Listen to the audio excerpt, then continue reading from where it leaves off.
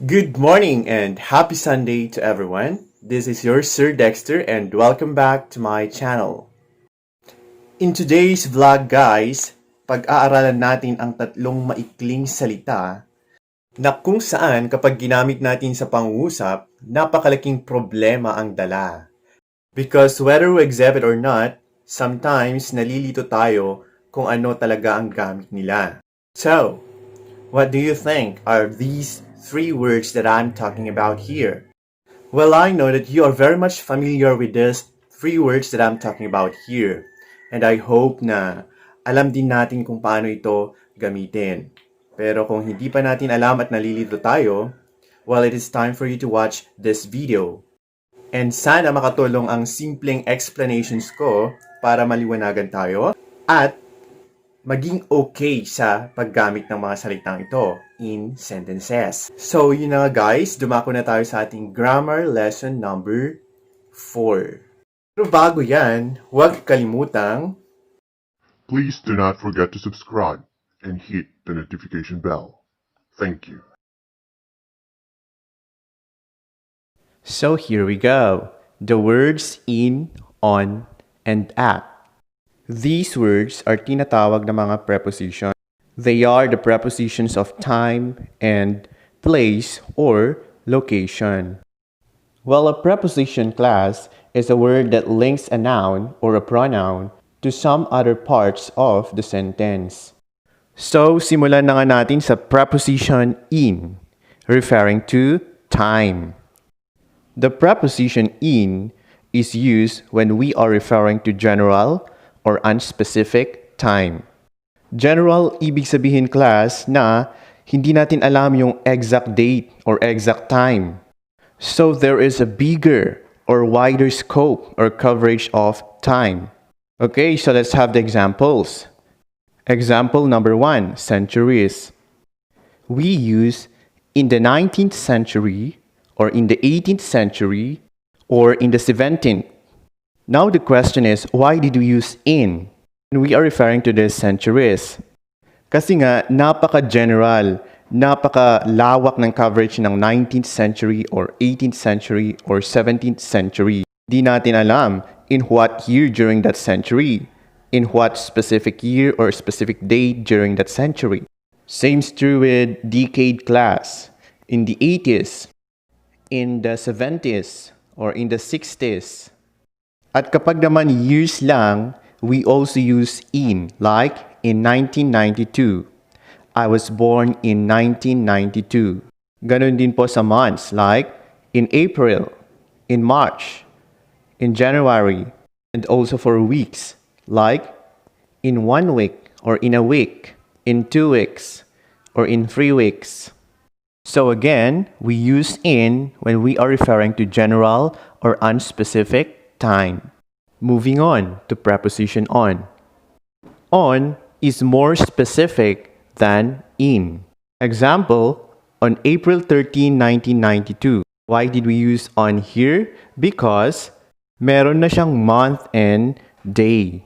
Compared kanina sa in 1992. O, di ba? Wala siyang month and day doon. Kaya, we use in. Another example, on my birthday, on Friday, on Wednesday, on Thursday, on my wedding day. O, napaka-specific nila. Alam na natin na sa Friday, sa Wednesday, sa Thursday, sa wedding day niya, sa birthday niya, and so on. Another is on the weekend. Like when you ask your friend, when are you going to date me? And he answers, on the weekend. That is for the preposition on referring to time. Now, let's have at. So the preposition at is used when we are referring to very specific time, like hours. Example, at 6:30 a.m., at 3 o'clock, at 5 p.m. Another example, we will meet at dawn. In Ilocano, agkita tano para bangon. Okay, so those are the prepositions in, on, and at referring to time. So now, let's have the preposition in referring to location. Again, the preposition in is used when we are referring to a general or unspecific time or location.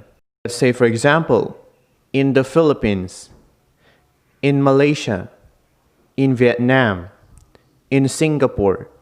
O di ba? We use in because we do not know kung saang banda sa Pilipinas, sa Malaysia, sa Vietnam, or sa Singapore ang tinutukoy natin.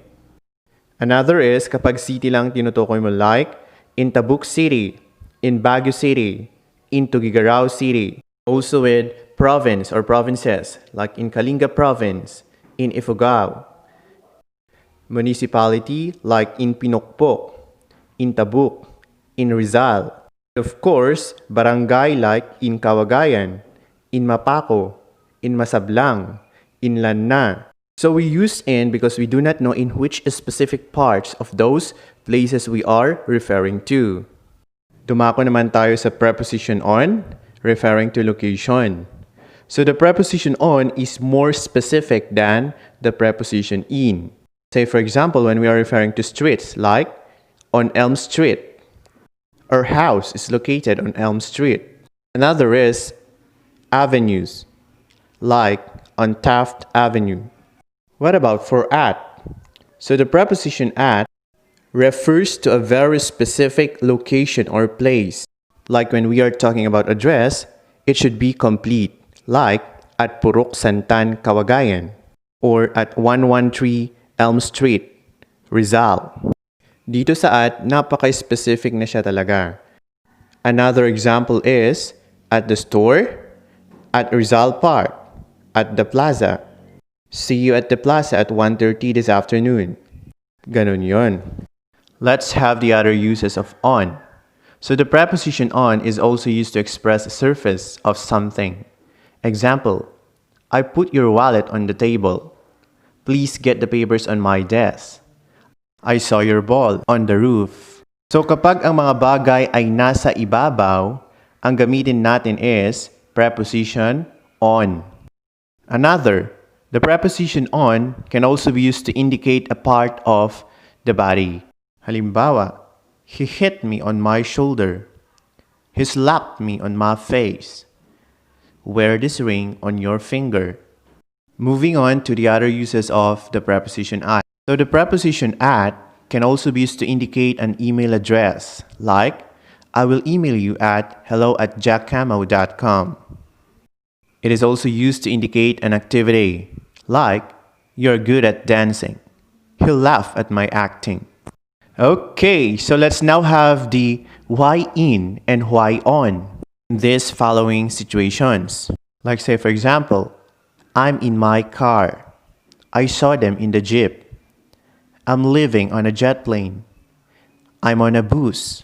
Okay, so makinig lang kayo at aking i-explain. So why did we use in my car, and in the jeep?